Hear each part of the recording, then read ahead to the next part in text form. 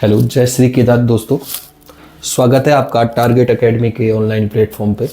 ठीक है, आज टारगेट एकेडमी वीडियो वीपीडीओ, पटवारी, कनिष्ठ सहायक, लेखपाल, फॉरेस्ट गार्ड और वर्दीधारी परीक्षा के लिए उत्तराखंड का नया बैच शुरू कर रही है।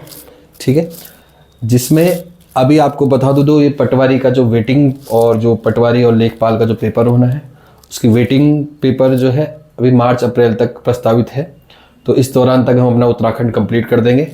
और आपके बीच एक खुशखबरी की खबर ये रहेगी कि 2026 में है वीडियो प्लस वीपीडीओ, वीडियो और वीपीडीओ के टोटल लगभग 250 प्लस पोस्टें आने वाली हैं। ठीक है, 250 प्लस पोस्टें आनी है, जिसमें आपको ध्यान रखना पड़ेगा बहुत से सारे बच्चों का बीपीडीओ के लिए CCC नहीं है और वो इसके लिए एलिजिबल नहीं है। तो आप कोशिश करना फॉर्म आने से पहले, हर महीने CCC का पेपर होता है तो CCC का पेपर दे दे जब तक फॉर्म आ रहा है। फॉर्म आने के बाद आपके पास दिक्कत हो जाएगी तो CCC की तैयारी कर दीजिए। ये 2026 में 300 से ज़्यादा पदों की वैकेंसी आनी है। ठीक है, मैंने आपको यहाँ पर टारगेट विद अंकित सर के प्लेटफॉर्म पे मैंने आपको उत्तराखंड का इतिहास पढ़ाना है। ठीक है, ये हमारा बैच लगभग 2 महीने या 2.5 महीने में पूरा उत्तराखंड का इतिहास हमारा कवर हो जाएगा। सबसे पहले अब अगर हम देखें आजकल के नए पैटर्न के अनुसार 2021 में जब से पेपर में नकल हुई है उसके बाद से आप देखोगे तो पेपर का क्या हुआ, पैटर्न चेंज हुआ है। पैटर्न चेंज हुआ है, क्वेश्चन कैसे आ चुके हैं, क्वेश्चन मल्टीपल आंसर आ रहे हैं। मल्टीपल आंसर मतलब आप कह सकते हैं कथन कारण आ रहे हैं। ठीक है, और मल्टीपल आंसर में 1 2 3 सही, 2 3 गलत, इस तरीके से डायरेक्ट क्वेश्चन के चांसेस बहुत कम है। इसलिए अब आपको फैक्ट के साथ आपको डीप पढ़ना बहुत जरूरी हो जाएगा। ठीक है, तो इसका हमने ध्यान रखना है। अगर हम नए पैटर्न की बात करें, अभी आपको मैंने कह दिया 250 प्लस पोस्टें आनी है तो इसके लिए तैयारी रखनी है। और वर्दीधारी परीक्षा और फॉरेस्ट गार्ड परीक्षा तो हमारा टारगेट रहेगा ही। ठीक है, इसके साथ ही स्नातक स्तरीय परीक्षा की भी हम लोगों ने तैयारी करनी। नया पैटर्न के अनुसार देखिए, अगर उत्तराखंड का हम देखें तो उत्तराखंड का जो टोटल पेपर है वो 100 नंबर का होता है। 100 नंबर में से उत्तराखंड का जो इतिहास का जो पैटर्न है, जो हम उत्तराखंड का इतिहास से शुरू करेंगे, इससे लगभग 10 क्वेश्चन पिछले पेपर में बने।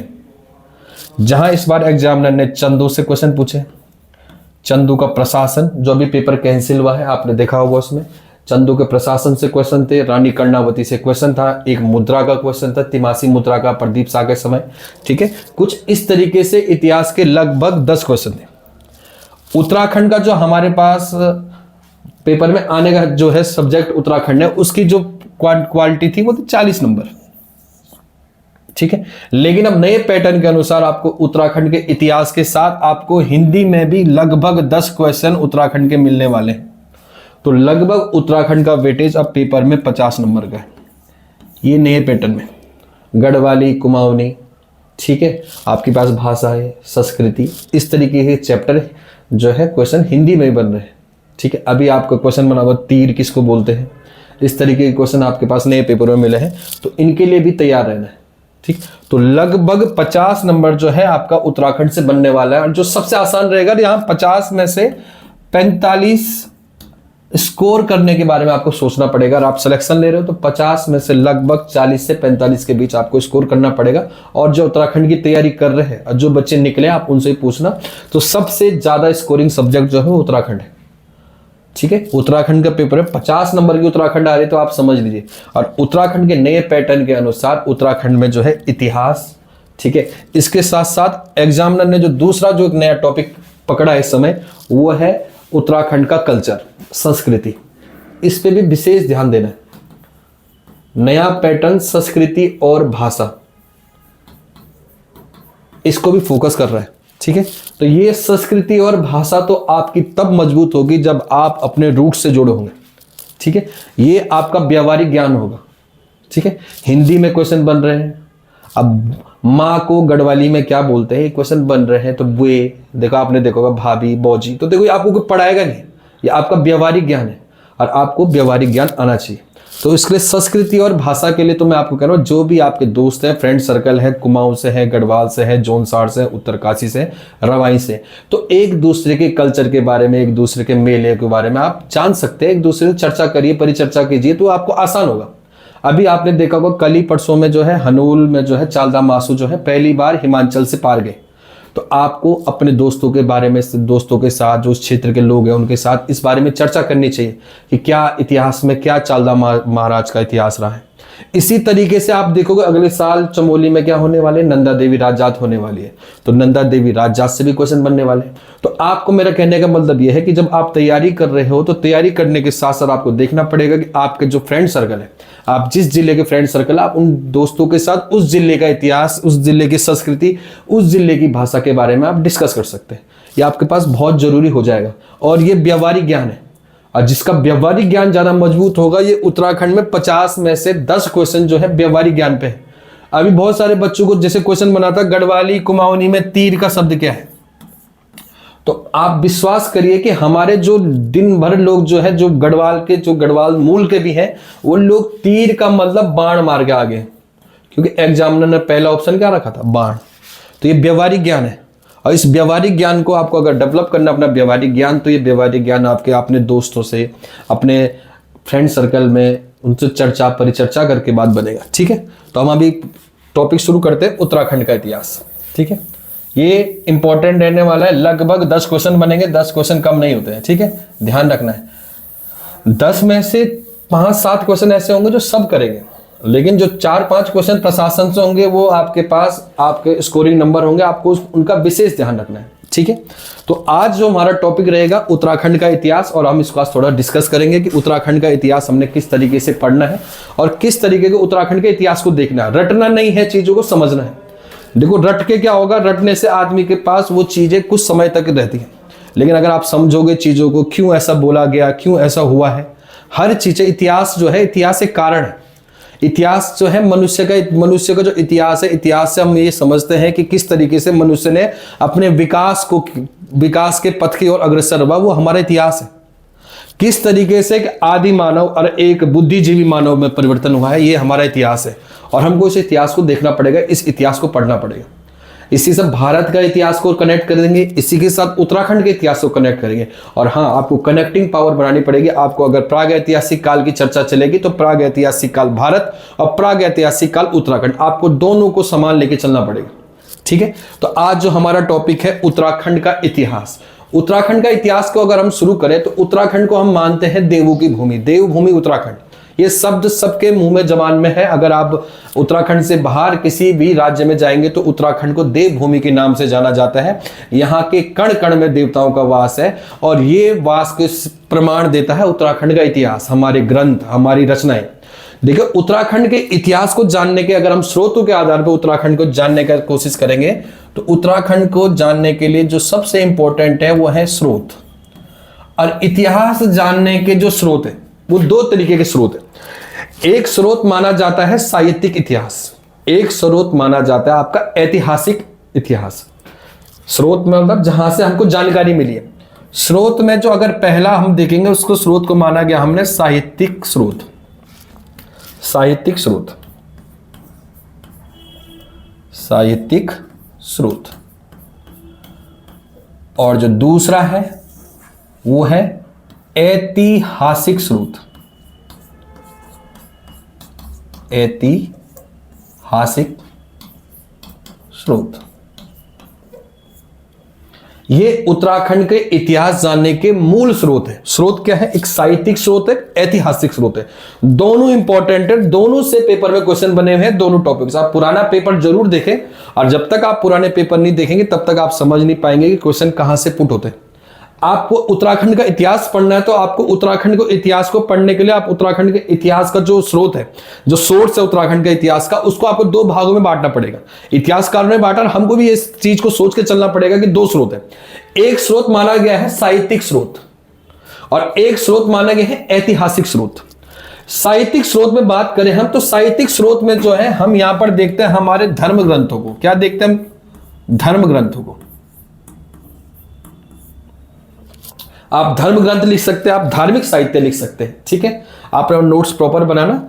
ठीक है, जैसे डायग्राम है उस तरीके से डायग्राम बनाते हुए आगे हम इसको, मैं आपको लिखाऊंगा भी तो आपको बताऊंगा आपको क्या नोट आउट करना है। ठीक है, तो साहित्यिक स्रोत में जो सबसे पहला स्रोत है वो है धार्मिक ग्रंथ। धार्मिक ग्रंथों के बाद जो दूसरा स्रोत बनता है वो बनता है धर्मनिरपेक्ष ग्रंथ। धर्म निरपेक्ष ग्रंथ।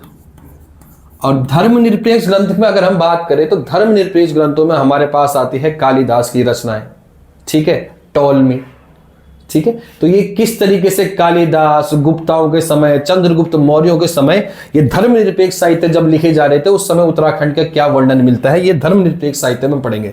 और धर्म ग्रंथों में अगर हम जब पढ़ेंगे तो धर्म ग्रंथों की शुरुआत हम माना जाता है ऋग्वेद से। तो हम धर्म ग्रंथों में सबसे पहले हम पढ़ेंगे ऋग्वेद को, ठीक है। धर्म ग्रंथों में वेद, वेदों में ऋग्वेद सबसे ज्यादा इंपॉर्टेंट जगह। ऋग्वेद के बाद अगर हम देखें तो वेदों के बाद लिखे गए हैं पुराण, और पुराणों में जो सबसे ज्यादा इंपॉर्टेंट होता है वो होता है स्कंद पुराण। और स्कंद पुराण में लिखा है मानस खंड और केदार खंड। केदार खंड बोला गया है गढ़वाल क्षेत्र को और मानस खंड बोला गया है कुमाऊं क्षेत्र को। आपको मानस खंड ये शब्द यहां मिल रहा है, और अभी आपने देखा होगा मानस मंदिर माला मिशन योजना, ठीक है, मानस खंड एक्सप्रेस। तो आपको सीधा समझ लेना जहां पर मानस खंड का उल्लेख हो रहा है वो सीधे कुमाऊं को इंडिकेट करता है, और जो केदार खंड का उल्लेख होगा तो वो उसमें गढ़वाल को उल्लेखित होगा, ठीक है। तो आपको रिलेट करना है चीजों को। तो जो पुराण है, पुराण में स्कंद पुराण बहुत इंपॉर्टेंट हो जाता है, वेद में ऋग्वेद। पुराणों के बाद आता है उपनिषद। क्या आएगा? उपनिषद। इन उपनिषदों में उत्तराखंड को क्या कहा गया, ठीक है। उसके बाद रामायण काल में, उसके बाद महाभारत काल में।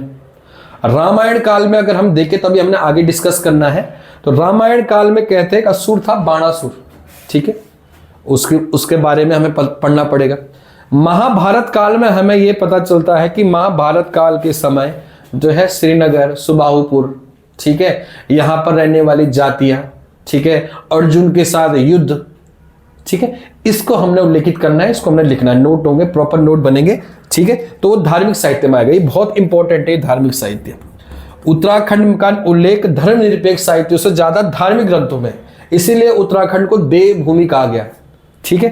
तो धार्मिक ग्रंथ, धर्म निरपेक्ष ग्रंथ। उसके बाद हम एक पकड़ते हैं जहां पर उत्तराखंड का उल्लेख होता है, एक टॉपिक है लोक साहित्य, ठीक है।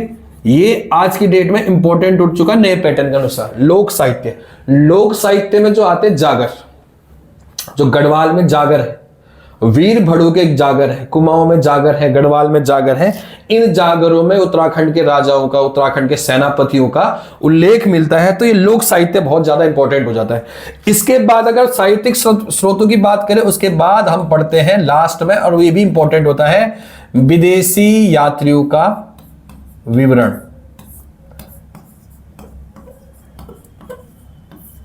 ठीक है। ये 1, 2, 3 और 4 टॉपिक रहेंगे साहित्यिक स्रोत में। पहला टॉपिक रहेगा धार्मिक ग्रंथों में उत्तराखंड का उल्लेख, दूसरा रहेगा धर्म निरपेक्ष, तीसरा रहेगा लोक साहित्य, और चौथा रहेगा विदेशी यात्रियों का विवरण। ये पूरा एक क्लास होगी, ये पूरा, ठीक है। इसके बाद ऐतिहासिक स्रोतों की बात करेंगे। तो ऐतिहासिक स्रोत आपको पता है इतिहास लिखने का, पहले मनुष्य आदि मानव था, उसके बाद धीरे धीरे मनुष्य क्या है, आदि मानव से बुद्धिमान मानव बना है। तो आदमी पहले गुफाओं में निवास करता था। जब गुफाओं में निवास करता था तो देखा होगा जब आप बच्चा क्लासरूम में बैठा होता है, तो छोटा बच्चा घर में होता ना, वो दीवारों पे कुछ न कुछ निशान, पेन पून मारते हैं, ठीक है। तो वो इस तरीके की जो आर्ट मिली है वो गुफाओं में मिली है इंसान की। उन आर्टों को पहचाना नहीं गया, सिर्फ इतिहासकारों ने उन चित्रों को अजम्पशन किया है कि ये चित्र ये होंगे। तो प्राग ऐतिहासिक काल उसको बोला गया, जिस काल में आदमी को लिपि का ज्ञान नहीं था, ठीक है, आदमी गुफाओं में निवास करता था, तो वो प्राग ऐतिहासिक काल। फिर आद्य ऐतिहासिक काल, फिर ऐतिहासिक काल, वो पढ़े हैं हम ऐतिहासिक स्रोतों में, ठीक है। यहां पर ऐतिहासिक स्रोत भी इंपॉर्टेंट होते हैं। यहां पर हमें गुफाएं मिलेंगी और गुफाओं में मानव के साक्ष्य मिलेंगे कि मानव कहां कहां रह रहा था और किस किस स्थिति और परिस्थिति में मनुष्य ने अपने को क्या किया, अपग्रेड किया।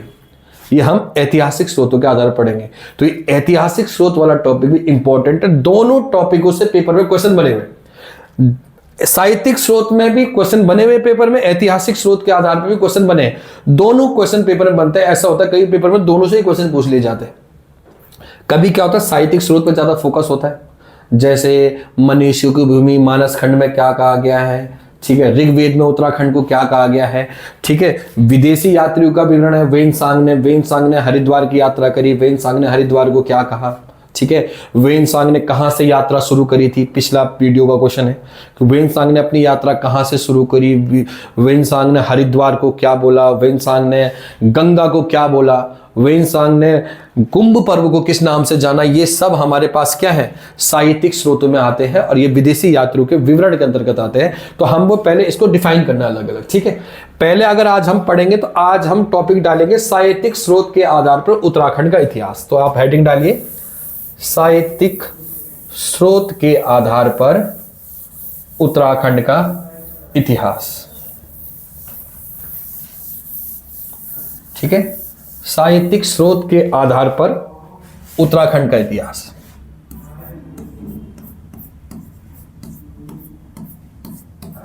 साहित्यिक स्रोत के आधार पर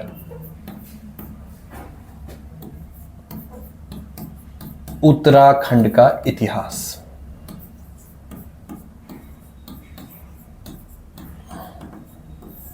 ठीक है, ये हमारी पहली हेडिंग होगी। उसके बाद ऐतिहासिक स्रोत, इसके बाद लिखेंगे साहित्यिक स्रोत में जो सबसे पहले हम टॉपिक पढ़ेंगे वो पढ़ेंगे धार्मिक साहित्य। क्या पढ़ेंगे?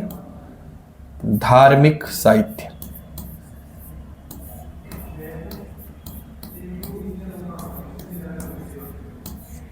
तो टॉपिक डाल दीजिए आप धार्मिक साहित्य में उत्तराखंड का इतिहास, ठीक है। अब धार्मिक साहित्य कब लिखे गए? वेद पुराण ये लिखे गए सब वैदिक काल में। वैदिक काल और उत्तर वैदिक काल, इसको हम वैदिक काल को दो भागों में बांटते हैं। वैदिक काल जिसमें ऋग्वेद है, उत्तर वैदिक काल जिसमें बाकी तीन वेद है, ठीक है। तो धार्मिक साहित्य में सबसे पहले हम पढ़ेंगे वैदिक काल। यहां क्या पढ़ेंगे हम? वैदिक काल। और दूसरा हम पढ़ेंगे यहां पर उत्तर वैदिक काल।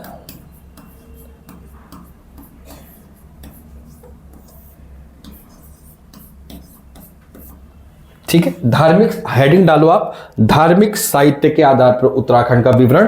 अब पहले पॉइंट डालना उसमें वैदिक काल, ठीक है। वैदिक काल को हम इतिहास में ऋग्वैदिक काल के नाम से जानते हैं। किस नाम से जानते हैं? ऋग्वैदिक काल, ठीक है। और उत्तर वैदिक काल में हम पढ़ते हैं जो हमारे तीन वेद बाकी बचे हैं। और तीन वेद कौन कौन से बचे ये आपको पता होना चाहिए, ठीक है। तैयारी कर रहे हैं और अगर आप तैयारी भी नहीं पता तो आपको अपने धर्म के बारे में पता होना चाहिए, ठीक है। अगर ऋग्वेद, यजुर्वेद, सामवेद, अथर्ववेद, तो किसमें? यजुर्वेद, सामवेद, अथर्ववेद, ये तीन वेद उत्तर वैदिक काल में लिखे गए। और वैदिक काल में एक वेद लिखा जिसका नाम क्या है? ऋग्वैदिक काल। अगर इसका कार्यकाल देखा जाएगा तो 1500 ईस्वी पूर्व से लेकर 1000 ईस्वी पूर्व तक काल माना जाता है ऋग्वैदिक काल, ठीक है। और उत्तर वैदिक काल माना जाता है 1000 ईस्वी पूर्व से लेकर 600 ईस्वी पूर्व तक, ठीक है। तो अब हमें यहां पर अगर देखा जाएगा जब सबसे पहले वेद लिखे गए तो वो लिखे गए ऋग्वैदिक काल में। तो सबसे पहले अगर हमें पढ़ना है उत्तराखंड का इतिहास, और उत्तराखंड का इतिहास के अंदर हमने पढ़ना है साहित्यिक स्रोतों में उत्तराखंड के बारे में, तो सबसे पहले हमें क्या पढ़ना पड़ेगा? ऋग्वैदिक काल। तो अब हेडिंग डाल दीजिए ऋग्वेद में उत्तराखंड का उल्लेख, ठीक है। इसको लिख दिया होगा, अगर नहीं लिखा होगा तो स्क्रीनशॉट लेके भी आप इसको रोक के आप अपने हिसाब से नोट्स बनाइए, ठीक है। नोट्स अपने हिसाब से बनने चाहिए, नोट्स आपके अपने हिसाब से बनने चाहिए। और उन नोट्स को जिस दिन वो नोट्स उठाएं तो आपको पता होना चाहिए कि ये चीज़ मैंने यहाँ पे लिखी थी, ये चीज़ के पीछे क्या बैकग्राउंड था, ठीक है। लिखने से पहले यहाँ पर आपको कोई इतिहासकार नहीं बनना है, पेपर निकालना है, ठीक है। तो ध्यान रखना आपको, ठीक है। तो यहाँ पर सबसे पहले लिख दीजिए ऋग्वेद, ऋग्वेद, ठीक है। ऋग्वेद में उत्तराखंड, ठीक है। अब जो देखिए, अब अगर हम बात करें ऋग्वेद में उत्तराखंड का उल्लेख, तो ऋग्वेद में जो उत्तराखंड का उल्लेख हुआ है वो हुआ है देवभूमि। जो शब्द आज हम बोलते हैं देवभूमि उत्तराखंड, वो कहां से लिया गया है? ऋग्वेद से, ठीक है। देवभूमि शब्द जो है वो उत्तराखंड को ऋग्वेद में कहा गया है। देवभूमि, तपोभूमि, मनीषियों की पूर्ण भूमि, यहां ध्यान रखना है, मनुष्यों की पूर्ण भूमि, मनुष्य मतलब माना गया है विद्वान मनुष्यों की भूमि, ठीक है। बैकुंठ क्षेत्र, इसके साथ साथ मनुष्यों की पूर्ण भूमि, बैकुंठ क्षेत्र, देव भूमि, तपोभूमि, ये शब्द लिखे गए हैं उत्तराखंड के लिए, ठीक है। तो लिखिए, लिखो, ऋग्वेद में, लिखो है ऋग्वेद में उत्तराखंड को, ऋग्वेद में उत्तराखंड को देवभूमि फर्स्ट, ठीक है, तपोभूमि, देवभूमि, तपोभूमि, तीसरा लिख दीजिए मनीषियों की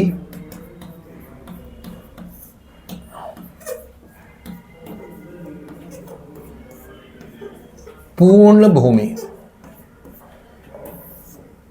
मनुष्यों की पूर्ण भूमि, ये बहुत इंपॉर्टेंट है। देवभूमि, तपोभूमि, मनुष्यों की पूर्ण भूमि, ये पेपर में पूछ चुका क्वेश्चन है, ठीक है, स्टार लगा दो इस पे, मनुष्यों की पूर्ण भूमि, ठीक है।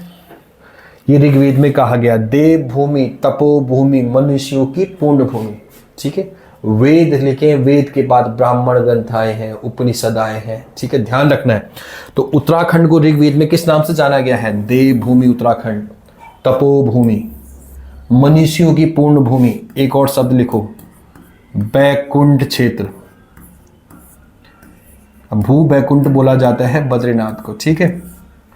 और बद्रीनाथ के पास बुग्याल पड़ता है, वेदनी बुग्याल, जहां पर वेद लिखे गए हैं, और उन्हीं वेद में एक वेद है ऋग्वेद, ठीक है। रिलेट करनी है चीजों को, ध्यान रखना। अगर पूछा जाएगा वेदों की प्रणय स्थली कौन सा बुग्याल है? वेदनी बुग्याल।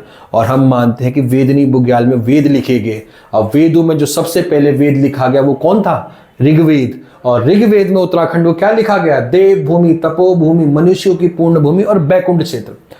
ध्यान देने वाली बात यह है कि अगर हमने कहा कि वेद उत्तराखंड में लिखे गए हैं, तो आपको ध्यान रखना वेदनी बुग्याल के पास देखना गणेश गुफा, व्यास गुफा, ये कहाँ है?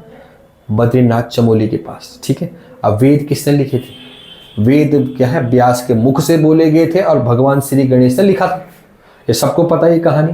तो देखो ये वेद लिखे गए, हम मानते हैं कि वेद गढ़वाल में लिखे गए हैं, और उन गढ़वालों को लिखने वाले जिस बुग्यालों में के पास वो वेद लिखे गए, उस बुग्याल का नाम भी क्या है? वेदनी बुग्याल, ठीक है। नंदा देवी राज जात में भी आपको वेदनी बुग्याल शब्द सुनाई देगा, ध्यान रखना है। तो ऋग्वेद में उत्तराखंड को देवभूमि, तपोभूमि, मनुष्यों की बूढ़ भूमि कहा गया है, ठीक है।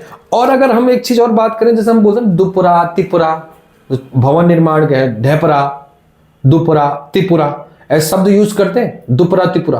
तो दुपुरा और त्रिपुरा ये जो है भवन निर्माण की एक शैली थी, मतलब भवन, दुपुरा मतलब दो पहली मंजिल, जैसे ग्राउंड मंजिल है, ठीक है, उसके बाद पहली मंजिल चढ़ी तो उसको दुपुरा बोल दिया, त्रिपुरा बोल दिया।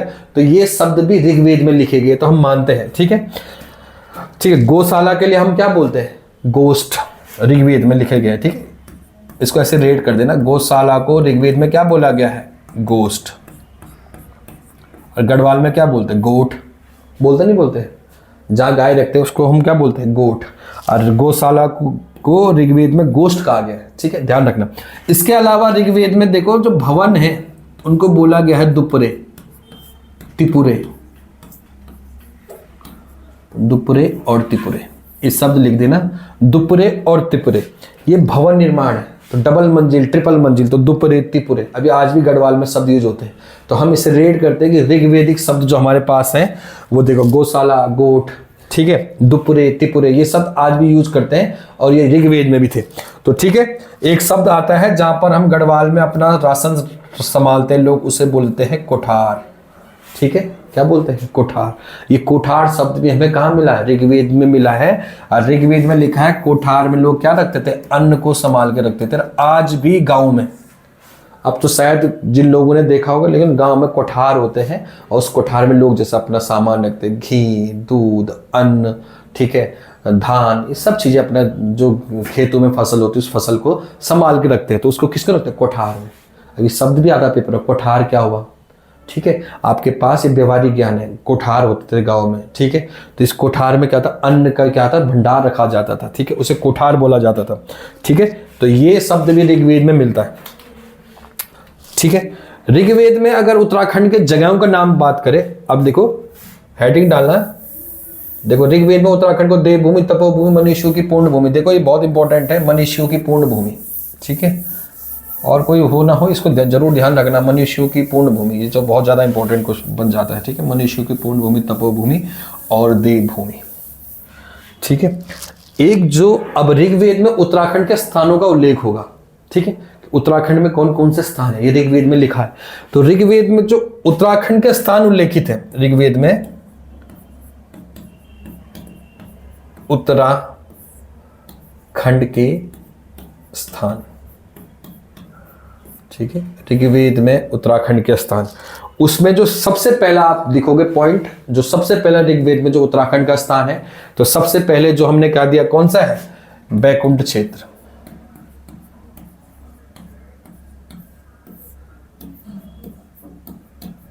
और बैकुंठ क्षेत्र किसको बोला गया है, बद्रीनाथ को, ठीक है। ऋग्वेद में उल्लेखित है बैकुंठ क्षेत्र बद्रीनाथ। बद्रीनाथ के पास बुग्याल पड़ता है, वेदनी बुग्याल। कौन सा बुग्याल पड़ता है, वेदनी बुग्याल। इस वेदनी बुग्याल को वेदों की प्रणय स्थली कहा गया है। क्या कहा गया है, वेदों की प्रणय, जीवन स्थली भी लिख सकते हैं आप, कुछ भी लिख दीजिए, प्रणय स्थली है, ठीक है। वेदों की प्रणय स्थली कौन सा बुग्याल है, वेदनी बुग्याल, बहुत इंपॉर्टेंट है। कहाँ है, चमोली में। कहाँ है, चमोली में, ठीक है। दूसरा जो स्थान आएगा, ठीक है, वो है कैलाश मानसरोवर। नोट्स प्रॉपर बनाना, ठीक है। जो पॉइंट है उनको नोट करते रहना, फैक्ट वाइज पॉइंट, ठीक है। चीज़ों को समझना, कहानी समझना, नोट्स अपने हिसाब से बनाना, ठीक है। दूसरी जो जगह है, पहली जगह जो है बैकुंठ क्षेत्र हो गया, जो ऋग्वेद में है बद्रीनाथ, वेदनी बुग्याल, ठीक है। इसी के पास चमोली के पास गणेश गुफा और व्यास गुफा है, ठीक है। गणेश और व्यास गुफा, और ये गुफा आमने सामने, ठीक है। गणेश गुफा और व्यास गुफा, तो हम कहते हैं यहाँ पर व्यास ने अपने मुख से क्या है, वेदों को क्या है, जन्म दिया, और गणेश जी ने वेदों को मंत्रों के रूप में लिखा, ठीक है। तो यहाँ पर एक कहानी चलती है, वेद कहाँ लिखे गए, वेदनी बुग्याल चमोली में। दूसरा जो स्थान आता है ऋग्वेद में वो है कैलाश मानसरोवर। कौन सा है, कैलाश मानसरोवर। कैलाश मानसरोवर जो है वो आप देखोगे हिंदुओं का भी क्या है, धार्मिक महत्व रखता है, हिंदुओं के लिए भी, इसी तरीके से बौद्धिस्टों के भी क्या है, अपना धार्मिक महत्व रखता है, चाइना के लिए। और इसी तरीके देखा जाएगा तो ये जैन धर्म वालों के लिए भी क्या है, एक तीर्थ स्थान है, ये धार्मिक महत्व रखता है उनके लिए। तो दूसरा जो शब्द जो है, जगह जो उत्तराखंड की जो ऋग्वेद में है वो है कैलाश मानसरोवर। तो अगला नाम डालो कैलाश मानसरोवर, ठीक है। कैलाश मानसरोवर को जो है चीनी या तिब्बती भाषा में लिखो, कैलाश मानसरोवर को तिब्बती भाषा में, ठीक है। इसको इंपॉर्टेंट लिखना, तिब्बती भाषा में कांगर, कांगर में पूछ कहते हैं, कांगर, ठीक है। कांगर फिर आधा मो पूछ, कांगर मूछ कहा जाता है, कांगर पूछ, ठीक है, मूछ नहीं पूछ, कांगर पूछ। कांगर पूछ कहा गया है किसको, मानसरोवर को, ठीक है। अब देखो कांगर पूछ कहा गया है तिब्बती भाषा में या चाइनीज भाषा में, ठीक है। आप समझो चाइना या तिब्बती भाषा में से क्या गया, कैलाश मानसरोवर और कांगर पूछ, देखिए बहुत इंपॉर्टेंट है, ऋग्वेद में इसको उल्लेख मिलता है। इसी के साथ साथ अगर हम एक पुराण पढ़ते हैं, शिव पुराण। कौन सा पुराण, शिव पुराण। हम ये तो मानते हैं कैलाश मानसरोवर में किसका, कौन रहता मान कैलाश में, भगवान शिव, भगवान शिव का निवास स्थान है। हम हिंदू धर्म की मान्यता है, इसलिए हम कैलाश पर्वत की क्या करते हैं, परिक्रमा करते हैं। इसी तरीके से देखा जाए शिव पुराण, जो शिव पुराण है, शिव पुराण में इसको रजतगिरी कहा गया है। क्या कहा गया है, रजतगिरी। रजत मतलब क्या होता है, चांदी, और गिरी मतलब क्या होता है, पर्वत। तो चांदी जैसा पर्वत, और चांदी किस तरीके दिखता है, चांदी दिखता है हिमालय की तरह, मतलब चांदी का जो रंग है, ठीक है। और हिमालय, आप उन दोनों को देखो, यहाँ पर अलंकार का देखो, दोनों को क्या करेगा, दोनों की तुलना की गई है कि जब हिमालय में बर्फ पड़ी हुई है तो वो रजतगिरी, चांदी के समान चमक रहा है हिमालय, ठीक है। आपने गाना भी सुना होगा, चांदी को हिमालय सोना को दिखो लो, जब घाम तक अछेलू, मतलब जब धूप लगती है तो चांदी का हिमालय सोने का जैसा दिखता है। ये गढ़वाली शब्द है, आपको ये पढ़ने पड़ेंगे और इनको रीड करना पड़ेगा। देखो रजतगिरी, रजतगिरी का मतलब क्या हो गया? चांदी का पर्वत। ये किसमें कहा गया है? शिव पुराण में। ठीक है। जैन धर्म के लोग, ये भी बहुत इंपॉर्टेंट है, जैन धर्म के लोग, जैन धर्म के लोग, जैन धर्म के लोग जो कहते हैं इसे अष्टापद कहते हैं। कैलाश मानसरोवर को क्या कहते हैं? अष्टापद। ठीक है। यहां पर ये कहते हैं कि जैनों के जो पहले तीर्थंकर हुए उनका नाम था ऋषभदेव। ठीक है। तो कहते हैं, मान्यता है कि ऋषभदेव ने यहां पर तपस्या करी थी। ठीक है। और अष्टापद के पीछे इनका ये लॉजिक है कि 8 पगों में ऋषभदेव ने क्या कर दी थी? पूरे कैलाश मानसरोवर की परिक्रमा करी 8 पगों में। तो क्या नाम है जैन धर्म में कैलाश मानसरोवर का? अष्टापद। देखो हम ऋग्वेद की बात कर रहे हैं, ऋग्वेद में उत्तराखंड के स्थानों में आ गया। ऋग्वेद में उत्तराखंड को तपोभूमि, देवभूमि, मनुष्यों की भूमि कहा गया है। और ऋग्वेद में उत्तराखंड के वर्णित स्थान में हमने देखा बद्रीनाथ, बद्रीनाथ के पास बेदनी बुग्याल में वेद लिखे गए। ठीक है। दूसरी जो जगह है वहां फेमस हुआ कैलाश मानसरोवर। और कैलाश मानसरोवर में हमको दिखना है कि तिब्बती भाषा में बोलते हैं इसको कांगर पूछ, तिब्बती भाषा में, मंदारिन जो चाइनीज भाषा है उसमें कांगर पूछ कहते हैं। ठीक है। हमारे लिए वो कैलाश है, उनके लिए क्या है? कांगर पूछ है। शिव पुराण में क्या कहा गया है? रजतगिरी कहा गया है। जैन धर्म में क्या कहा गया है? जैन धर्म में अष्टापद कहा गया है। ठीक है। इसके सहित बौद्ध धर्मों में, बौद्ध धर्मों में जो है इसको अनवतृप्त कहा गया है। क्या कहा गया है? अनवतृप्त। ध्यान रखना है, ये इंपॉर्टेंट हो जाएगा रे भाई। ठीक है। अनवतृप्त, ये किसको कहा गया है? कैलाश मानसरोवर को। ठीक है। शिव पुराण में रजतगिरी, जैन धर्म में अष्टापद और बौद्ध धर्म में अनवतृप्त। ठीक है। कालिदास की रचनाओं में, ठीक है, यहीं पर रेड कर रहा हूं चीजों को। ठीक है। कैलाश मानसरोवर के बारे में कालिदास की रचनाओं में जो है कैलाश मानसरोवर को मेरु तीर्थ कहा गया है। ठीक है। अब कहां पे लिखे? जगह बची है ये है। ठीक है। इसको लिख दिया होगा आपने। ठीक है। तो लिखो कालिदास की रचनाओं में, कालिदास की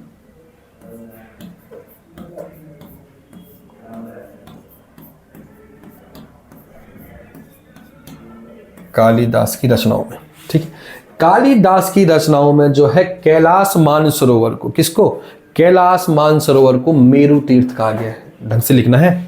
कैलाश मानसरोवर को क्या कहा गया है? मेरु तीर्थ। आप पूरा लिखना। ठीक है। शॉर्टकट मत मानना, शॉर्टकट मत मानना। अगर इसको 1 लाइनर डब्बे में डाल देना। कैलाश मानसरोवर को कालिदास की रचनाएं मेघदूत और अभिज्ञान शाकुंतलम में क्या कहा गया है? मेरु तीर्थ। ठीक है। राहुल सांकृत्यायन हिमालय के इतिहास में लिखते हैं कि जो कैलाश मानसरोवर है वो इस पृथ्वी का सबसे प्राचीन स्थल है। वो कौन कहते हैं? राहुल सांकृत्यायन।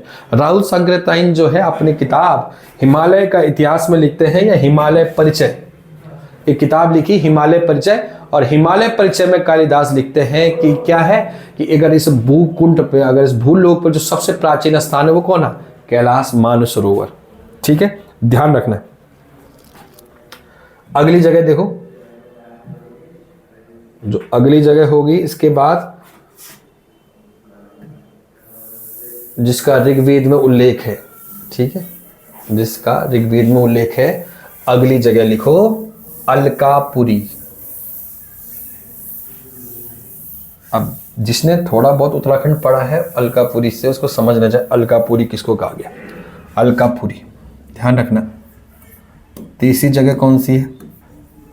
अलकापुरी। पहला मैंने बद्रीनाथ लिखा दिया, बद्रीनाथ के पास बेदनी बुग्याल। दूसरा कैलाश मानसरोवर लिख दिया है। तीसरा क्या है? अलकापुरी।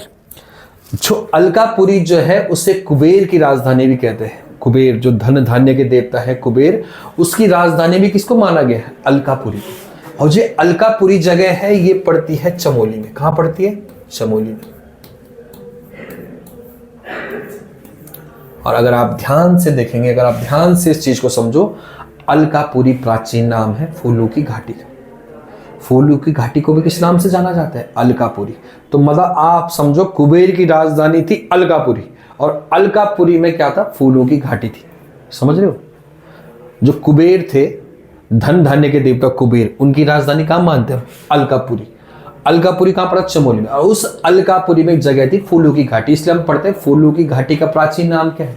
अलकापुरी। ध्यान रखना है। तो यहां पर ऋग्वेद में अलकापुरी का भी उल्लेख मिलता है। ठीक है। और अलकापुरी किसका प्राचीन नाम है? फूलों की घाटी का। इसे उत्तराखंड का जो है, अगर जब हम उत्तराखंड का भूगोल पढ़ेंगे तो पूरा डिटेल में पढ़ेंगे फूलों की घाटी को। ठीक है। फूलों की घाटी की खोज कब होती है? ठीक है। फूलों की घाटी की खोज का उसको नेशनल पार्क कब बनाया जाता है? ठीक है। फिर यहाँ पर एक समाधि है, इस समाधि में एक शब्द लिखे गए हैं, वही पेपर में आए हुए क्वेश्चन है। तो अभी ज़्यादा उधर की बातें न करते हुए सीधे पॉइंट पे आ जाते हैं कि फूलों की घाटी चमोली, और जो अलकापुरी है, इसका फूलों की घाटी का प्राचीन नाम क्या है? अलकापुरी। लेकिन फूलों की घाटी का नाम नहीं था, अलकापुरी पूरा क्षेत्र था, और उस अलकापुरी क्षेत्र में फूलों की घाटी भी पड़ती थी। लेकिन आज के दृश्य में हम कहते हैं कि फूलों की घाटी का नाम क्या है? अलकापुरी। ठीक है। ठीक है। इसी अलकापुरी में हम एक चीज और मानते हैं कि इसी अलकापुरी में निवास था मनु का, मनु का निवास। और मनु को मानते हैं हम लोग आदि पुरुष, मनुष्यों का आदि पुरुष मानते हैं हम मनु को। ठीक है। और मनु का निवास स्थान कहां था? अलकापुरी में। मनु की संतानें हम, ऐसा हम मानते हैं। मनु की संतानें इसलिए हमको क्या क्या बोलते हैं? मनुष्य।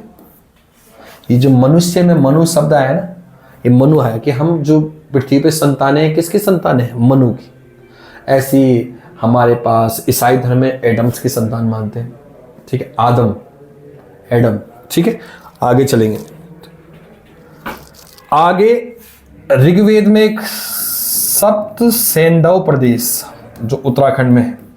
ठीक है। इंपॉर्टेंट लिखना, इसको इंपॉर्टेंट लिखना, सप्त सैंधव प्रदेश।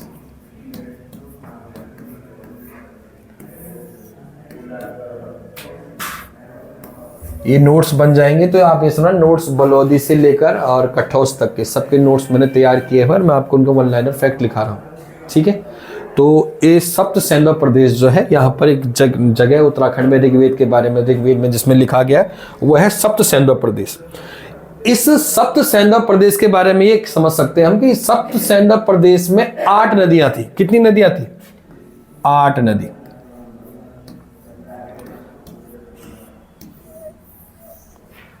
जो ऋग्वेद में उल्लेखित है, ये 8 नदियां कौन सी थी? ये 8 नदियां वो हैं जो अलकनंदा या गंगा की सहायक नदियां थी। ठीक है। अलकनंदा नदी जो निकलती है आपके चमोली से निकलती है, तो वहां से लेकर अलकनंदा में जो नदियां बनती है पंचप्रयाग। ठीक है। इसके साथ पश्चिमी और पूर्वी नयार। ठीक है। तो इस तरीके ये पश्चिमी और पूर्वी नयार नवालगा नदी को अगर सबको जोड़कर एक सरस्वती नदी, ठीक है, माणा में सरस्वती नदी, सरस्वती नदी, पश्चिमी नयार, पूर्वी नयार और पंचप्रयाग, तो इन 8 नदियों के बीच का जो क्षेत्र था उसे क्या कहा गया? सप्त सैंधव प्रदेश कहा गया है। इसका उल्लेख मिलता है ऋग्वेद में। ठीक है। तो लिखो फैक्ट लिखना, भौगोलिक दृष्टि से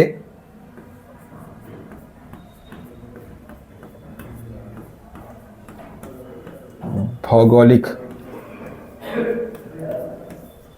दृष्टि से, ठीक है, भौगोलिक दृष्टि से 8 नदी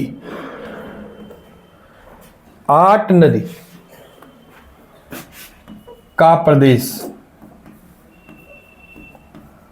8 नदी का प्रदेश था, सप्त सैंधव प्रदेश है, 8 नदियों का, ठीक है, प्रदेश था, जिसमें ध्यान रखना इंपॉर्टेंट है, जिसमें जो है सबसे प्राचीन नदी बोला गया है सरस्वती को। किसको बोला गया है?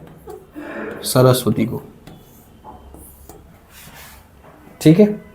सरस्वती को सबसे प्राचीन नदी बोला गया है। और जो सरस्वती नदी बहती थी, ये कहते हैं कि माणा के पास सरस्वती नदी थी, और इस सप्त सैंधव प्रदेश में जो सबसे मुख्य नदी थी वो सरस्वती थी।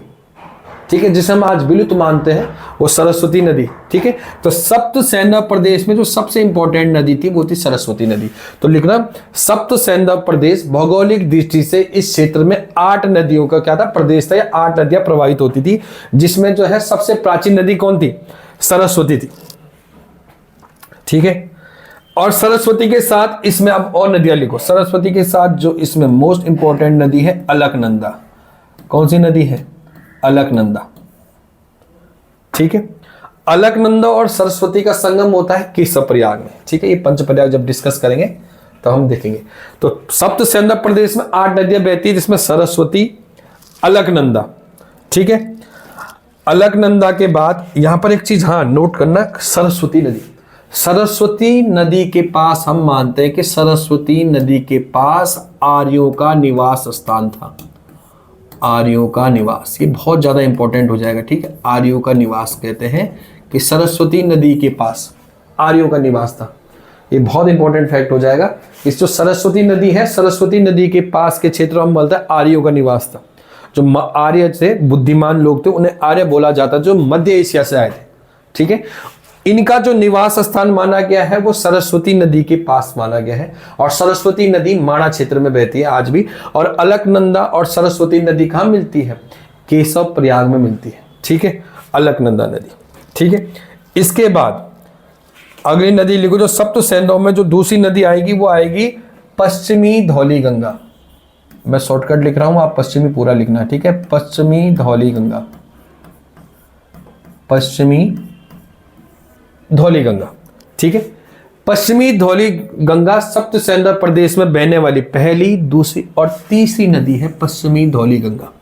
ठीक है, पश्चिमी धौली गंगा के बाद जो अगली नदी आएगी वो आएगी नंदाकिनी।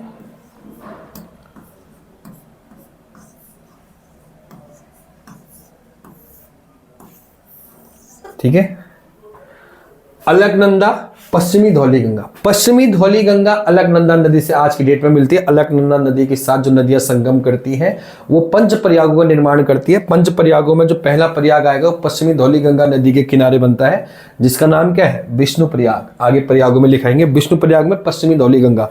उसके बाद नंद प्रयाग में कौन सी, नंदाकिनी। नंदाकिनी के बाद फिर आएगी नदी पिंडर। कौन सी नदी आएगी, पिंडर नदी।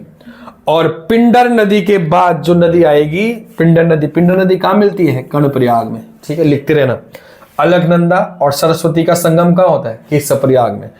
अलकनंदा और पश्चिमी धौली गंगा का संगम कहां होता है, विष्णु प्रयाग में। अलकनंदा और नंदाकिनी का संगम कहां होता है, नंद प्रयाग में। अलकनंदा और पिंडर का संगम कहां होता है, ये होता है कर्णप्रयाग में। फिर आएगा अलकनंदा और मंदाकिनी। जो नदी आएगी अगली वो कौन सी है, मंदाकिनी नदी। जो ये मंदाकिनी नदी है ये मिलती है रुद्रप्रयाग में। ठीक है, तो अभी देखो कितनी नदियां हो गई, 8 नदियों का प्रदेश है सप्त सैंधव प्रदेश। 1 2 3 4 5 और 6। इसके बाद जो 2 नदियां बची हैं वो है नयार। कौन सी है, नयार नदी।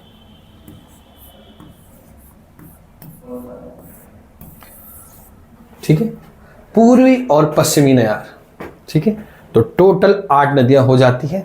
और उसके बाद जो है आपको पता गंगा बन जाएगी कहां, भागीरथ में। तो सप्त सैंधव प्रदेश में इन नदियों का उल्लेख है। आपको यहां पर एक नदी पकड़नी पड़ेगी, अलकनंदा की सहायक नदियां प्लस नयार नदी। ठीक है, सरस्वती को आपको मानना पड़ेगा। सरस्वती सबसे प्राचीन नदियों में से एक मानी गई है, लेकिन आज जो है सरस्वती को हम विलुप्त प्राय मानते हैं। ठीक है, और आज जो अगर पंचप्रयाग है वो पंचप्रयाग अलकनंदा नदी के साथ संगम बनाते हैं। और अलकनंदा नदी और भागीरथी नदी का संगम होता है देवप्रयाग में, जहां पर गंगा बनती है। ठीक है, तो यहां पर नदियां गिनो 1 2 3 4 5 6। अगर नयार को 7 मानते तो भागीरथी 8। ठीक है, तो आज के लिए इतना ही, बाकी पढ़ेंगे कल। ठीक है।